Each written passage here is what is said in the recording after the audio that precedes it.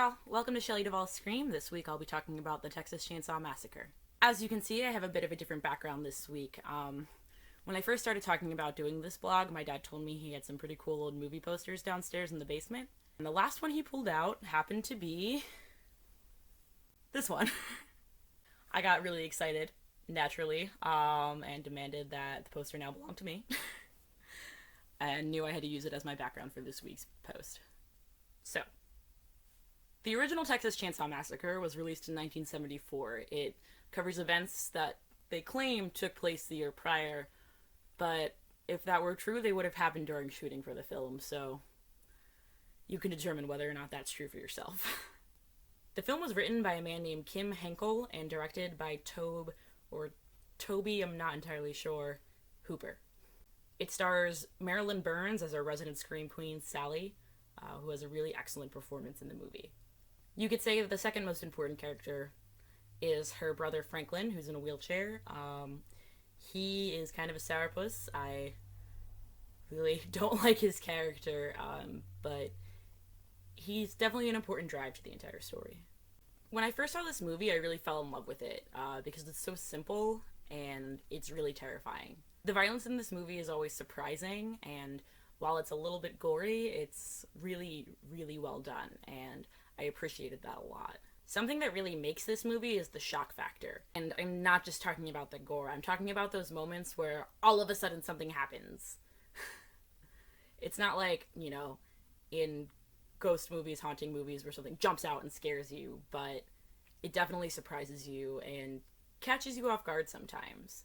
This movie opens with a group of teenagers, young adults, not really sure how old they are, driving through Texas in the midst of a grave robbing scandal. Two of them are brother and sister, and they're driving to a graveyard to see if their grandfather's grave has been disturbed in this mess.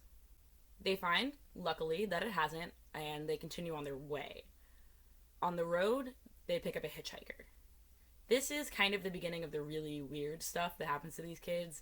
There is an opening where you get to see and hear some of the details of the grave robbing. There's some pretty gruesome shots of bodies, but nothing really strange happens to these kids until they pick this guy up. They've just driven past a slaughterhouse, and the man they pick up is talking about the way that they kill the cows, and says that he used to be one of the people who would hit the cows on the head with a sledgehammer, which is the old way of killing them, and insists that that was better for the cows and that it was better because it gave people jobs. He also says that his grandfather was the best killer they ever had at that slaughterhouse. In the car with this hitchhiker, we have one of the first really disturbing scenes of the movie. Franklin is using a knife to clean his nails, and the hitchhiker grabs the knife from him, and after rubbing it, he rubs it on his finger, and then he digs it into his palm and starts to bleed, and everyone starts freaking out. They throw him out, and he rubs his blood from his hand on the side of the van. After they get rid of the hitchhiker, they go to a gas station where they find out they won't be able to get gas for quite a while. The proprietor invites them to stay, have some barbecue, and they buy some, but they decide to go check out their grandfather's old house. The house is completely dilapidated, but Franklin tells them about a swimming hole that there used to be out back. So two of the cast members decide they're going to go for a swim. When they get there, the swimming hole's all dried up. But in the distance, they can hear a generator running, which means someone nearby has gas. They walk over to the next house. The boy is trying to see if he can find anyone, knocking on the door, and eventually goes inside, where he finds Leatherface. I don't think I'm spoiling too much by telling you that he's the first one to get killed, and it's a shock. Up to this point, we've only had kind of the weird experiences, so to have that quick, sudden violence is really, it grabs you and you're right in it. When these two don't go back, Sally's boyfriend goes to look for them and meets a similar fate. But Sally and Franklin soon learn that he had the car keys.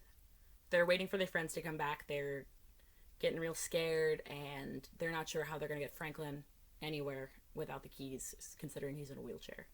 The really frightening thing about the villains in this movie, particularly Leatherface, is that there's no real explanation for why they do what they do. Leatherface and his family, who you meet all when they kidnap Sally and bring her to dinner, are really a grisly and scary group of people. The family has this backstory with the slaughterhouse. It's implied, I think, that they're cannibals, though never outright stated or shown. There's Leatherface, there's the younger brother, the father, the grandfather who never speaks but apparently really enjoys sucking blood. The combination of these characters is so just. It's really creepy. There's layers to this family that really make you question what's going on. And the fact that it's never answered, I think, is important to the film. Because we only ever know as much as Sally does. We see the skeletons, the bones from animals, from humans, that really amazing couch that they have set up with the head in the center and the feet and the arms. It's so creepy. She sees the grandfather for the first time, and you'd really think he was dead. The makeup is pretty incredible in this movie. And you also see him sitting across from this terrifying skeleton, which apparently is a human skeleton, because getting one of those was cheaper than getting a plastic one. I don't really know. Either way, it looks really real. There are a lot of things in this movie that are really disorienting, from the music to the cinematography. When Marilyn Burns is tied to that chair at the dinner table, her eyes are really the focus of the entire thing. We keep getting these closer and closer and closer shots. While we cut to close-ups of the crazy family around the table, we keep getting closer to her eyes, to the point where we see the red veins popping out, and you can really see the terror in her eyes. You see a tear drip down. It's amazingly shot. As the main woman in the film, she does fit that role of Scream Queen, and it was really important for her to have a really terrifying, blood-curdling scream, which is really on point. There are moments in the film where the sound is edited, so it sounds like she's screaming in stereo. It's all around you. There's different pitches, different frequencies, and it surrounds you. And that, in the combination with the close-ups of her face, of her eyes, it really pulls you into that fear. There's not really an overarching story or a theme or anything like that in this movie. It's really more about violence. It's really just about what happened to these kids.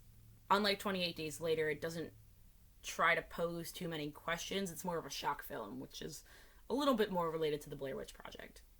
Probably the most important part of this movie is the chainsaw. Leatherface isn't particularly fast or agile, but he has a terrifying weapon. When he chases the characters and you just hear that loud roar from the chainsaw and you see it coming, he really takes on another persona almost. It doesn't matter who he is, it matters that he has that weapon. Of course, it is additionally terrifying that he wears people's faces over his own. But the chainsaw, something about it is just so violent that it... without the chainsaw, it wouldn't be the same. I really love this movie because it is simple and it doesn't have a lot to say or anything like that, but it is so well done. If you're looking for something that's really going to scare you, kind of shock you, but is a exceptional ride, this is the movie for you. Again, I highly recommend the Texas Chainsaw Massacre 1974 version. I haven't seen the remake yet, but you bet I will. And I'll have something to say. Thanks so much for watching. I hope you enjoy the vlog, and I really hope you check out this movie. Tune in next week when I review Halloween.